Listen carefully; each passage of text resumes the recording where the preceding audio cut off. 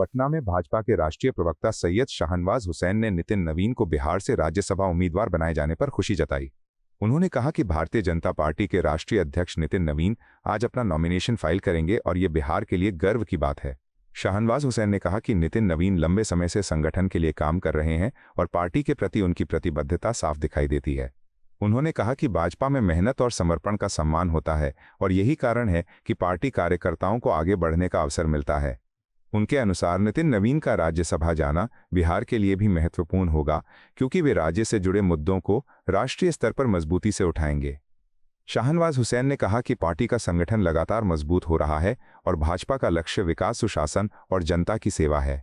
उन्होंने विश्वास जताया कि नितिन नवीन संसद में बिहार की आवाज को प्रभावी ढंग से उठाएंगे और देश के विकास में महत्वपूर्ण योगदान देंगे। देखिए, आज राष्ट्रीय अध्यक्ष भारतीय जनता पार्टी के श्री नितिन नवीन जी नामांकन करेंगे और वो बिहार के गौरव हैं।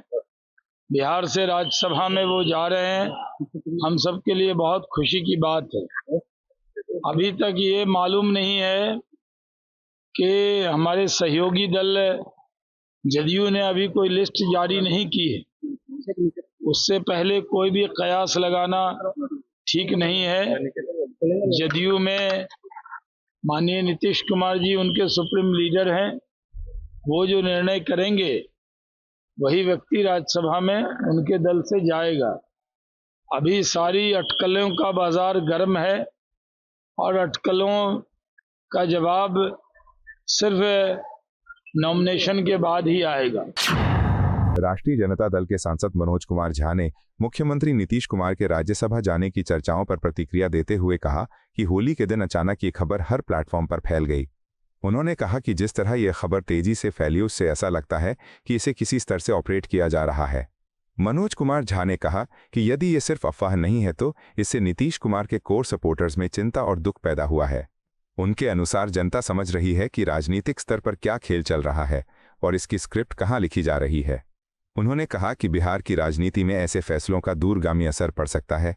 झा ने कहा कि राज्य की जनता हमेशा स्थिरता और स्पष्ट नेतृत्व की अपेक्षा करती है। उनके अनुसार आने वाले समय में स्थिति और स्पष्ट होगी और तब राजनीतिक दलों की रणनीति भी सामने आएगी। नहीं, मैं क्या कहूं, कल अचानक होली के दिन दोपहर बाद जैसे नहीं कुकुरमुत्ते की तरह यह खबर होगा हर प्लेटफॉर्म पे, हर सोशल मीडिया पे, तो जाहिर है कि इसको कहीं से संचालित तो किया जा रहा था। और मैं समझता हूं कि शायद अगर ये सच है, अफवाह नहीं है, क्योंकि मैं विजुअल्स देख रहा हूं पटना से, जो कोर सपोर्ट बेस है नीतीश जी का, वो आहत है, वो परेशान है, वो जान रहा है कि ये गेम क्या हो रहा है, इसकी पटकथा कहाँ लिखी गई है। मतलब almost amounts to kidnapping by consent. और कंसेंट किसका? जो इर्द गिर्द के कुछ लोग हैं। तो जाहिर तौर पर मैं समझता हूं कि बीजेपी के शीर्ष ने सिंधे प्रकरण के बाद उसमें काफी इंप्रूवमेंट कर लिया। अब नई निंजा टेक्निक आ गई है। समाजवादी पार्टी के प्रवक्ता फखरुल हसन चांद ने बिहार की मौजूदा राजनीतिक परिस्थितियों पर प्रतिक्रिया दी। उन्होंने कहा कि यह भारतीय जनता पार्टी और उनके सहयोगियों का आंतरिक मामला है कि वे किसे किस पद पर भेजना चाहते हैं। हालांकि उन्होंने कहा कि बिहार की राजनीतिक समीकरणों को देखते हुए ये चिंता का विषय हो सकता है कि भाजपा राज्य में अपना मुख्यमंत्री बनाना चाहती है। उनके अनुसार यदि ऐसा होता है तो इससे राज्य की राजनीति में बड़ा बदलाव आ सकता है। फखरुल हसन चांद ने कहा कि समाजवादी पार्टी अभी इस विषय पर ज्यादा टिप्पणी नहीं करना चाहती। उन्होंने कहा कि यदि आने वाले समय में राजनीतिक परिस्थितियों में बदलाव होता है तो पार्टी अपनी प्रतिक्रिया देगी। देखिए, किसी भी दल का ये उनका अंदरूनी मामला है, अंदरूनी फैसले हैं कि उनको क्या करना है। लेकिन जब बिहार की राजनीति को देखते हुए, बिहार की परिस्थितियों को देखते हुए, राजनीतिक समीकरण को देखते हुए ये ज़रूर चिंता का विषय है कि वहाँ भारतीय जनता पार्टी अपना मुख्यमंत्री बनाना चाहती है। समाजवादी पार्टी जब कुछ परिस्थितियाँ बदलेंगी तब उस पर टिप्पणी करेगी। दिल्ली की मुख्यमंत्री रेखा गुप्ता ने कहा कि उन्हें खुशी है कि लद्दाख बुद्ध विहार क्षेत्र के लोगों की लंबे समय से चली आ रही मांग पूरी होने जा रही है। उन्होंने बताया कि इस कॉलोनी में रहने वाले लोगों ने कई वर्षों से फुट ओवर ब्रिज बनाने की मांग की थी। रेखा गुप्ता ने कहा कि इस इलाके में लद्दाख के कई परिवार रहते हैं और उन्हें सड़क पार करने में काफी कठिनाई होती थी। उन्होंने बताया कि लोगों ने पिछली सरकारों के सामने कई बार अपनी मांग रखी, लेकिन ये छोटा सा काम भी पूरा नहीं हो सका। मुख्यमंत्री ने कहा कि उनकी सरकार जनता की समस्याओं को प्राथमिकता के आधार पर हल करने के लिए प्रतिबद्ध है। उन्होंने कहा कि फुट ओवरब्रिज बनने से क्षेत्र के लोगों को सुविधा मिलेगी और सड़क सुरक्षा भी बेहतर होगी। आज मुझे बहुत ही खुशी का अनुभव हो रहा है कि वर्षों से जिस डिमांड को हमारे लद्दाख बुद्ध विहार के लोग कर रहे थे, वो कॉलोनी जहां लद्दाख के हमारे भाई बहन वर्षों से यहां रहते हैं, अपना जीवन यापन करते हैं, एक फुट ओवर ब्रिज का डिमांड सालों से चल रहा था। यहाँ पिछली सरकार के पास सैकड़ों बार यहाँ के निवासियों ने अपना रिप्रेजेंटेशन लगाया, रिक्वेस्ट किया, डिमांड किया, परंतु उस सरकार ने इस छोटे से काम को भी कभी सिरे नहीं चढ़ाया। आज इस कम समय में भी हमारी सरकार के कार्यकाल में यहाँ के परिवारों की इस मुख्य डिमांड को हम पूरा करने जा रहे हैं। आज शिलान्यास किया है एक फुट ओवर ब्रिज, जो यहाँ की रिक्वेस्ट थी, यहाँ की ज़रूरत थी, और बहुत जल्द मात्र 6 महीने के कार्यकाल में इसको बनाकर पूरा कर दिया जाएगा।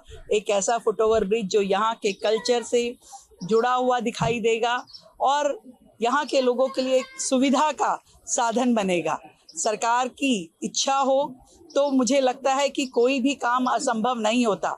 इसके लिए जो डिफ़िकल्ट परमिशंस थी वो हमारी सरकार लेकर के आई और आज यहाँ इसका शिलान्यास किया गया है। बहुत जल्द ये काम शुरू होगा। कांग्रेस नेता सुरेंद्र राजपूत ने मुख्यमंत्री नीतीश कुमार के राज्यसभा जाने की खबरों पर प्रतिक्रिया देते हुए कहा कि भाजपा और एनडीए के नेताओं को जनता के साथ धोखा नहीं करना चाहिए। उन्होंने कहा कि चुनाव के दौरान लोगों के सामने नीतीश कुमार को मुख्यमंत्री के तौर पर प्रोजेक्ट किया गया था।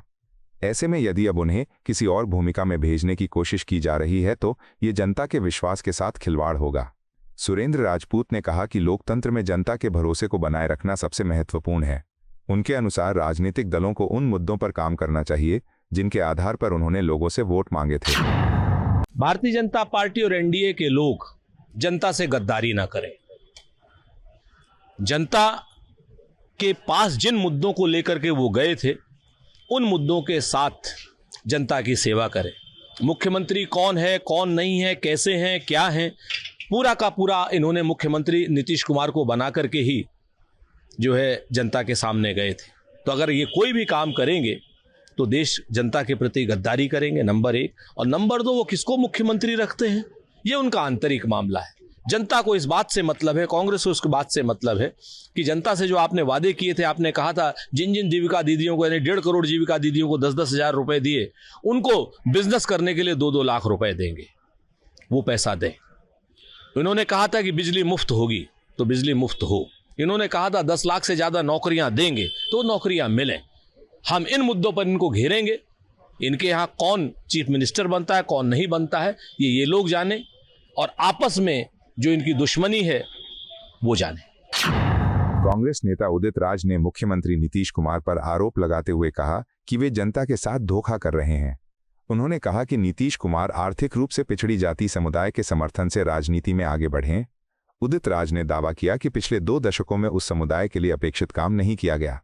उन्होंने कहा कि राजनीति में विश्वास और जवाबदेही महत्वपूर्ण होती है और यदि नेता अपने समर्थकों की उम्मीदों पर खरे नहीं उतरते तो जनता निराश होती है। उन्होंने कहा कि बिहार की जनता अब राजनीतिक परिस्थितियों को समझ रही है और आने वाले समय में अपने फैसले से जवाब देगी।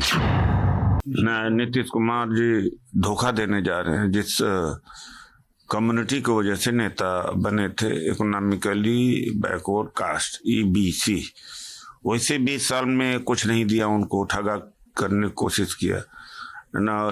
यूनिवर्सिटीज कॉलेजेज बने, न रिजर्वेशन कोटा पूरा हुआ, न स्पेशल ड्राइव हुई है, न भूमि का आवंटन किया। बिल्कुल सेंटिमेंट के आधार पर और चतुराई चालाकी के आधार पर पोलराइज किया उन्होंने कि डोमिनेंट कास्ट एक यादव है बनाम अदर्स।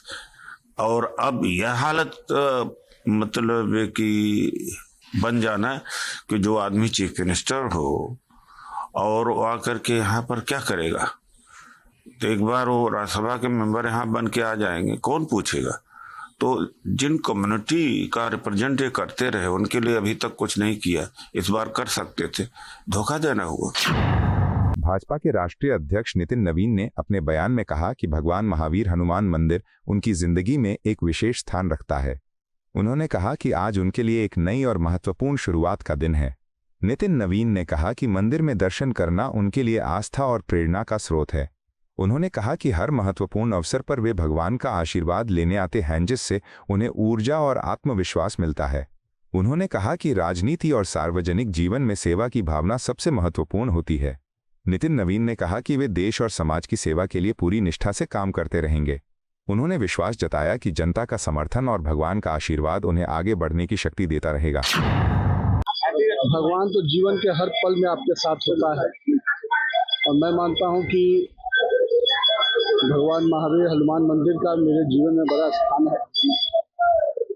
हमारा आज एक अलग शुरुआत है और मैं मानता हूं कि भारतीय जनता पार्टी के निर्णय के साथ हम लोग वर्किंग में रहते हैं और आज काली मंदिर महावीर मंदिर का दर्शन किया, माता का, भोले बाबा का, हनुमान जी का आशीर्वाद ले रहे हैं। भगवान इतनी शक्ति दे कि जिस भाव से अब तक मेरा सफर रहा है उसी भाव से जीवन में आगे भी शक्ति मिले। कांग्रेस द्वारा हरियाणा से राज्यसभा के लिए करमवीर बौद्ध को उम्मीदवार बनाए जाने पर कांग्रेस सांसद रणदीप सिंह सुरजेवाला ने प्रतिक्रिया दी।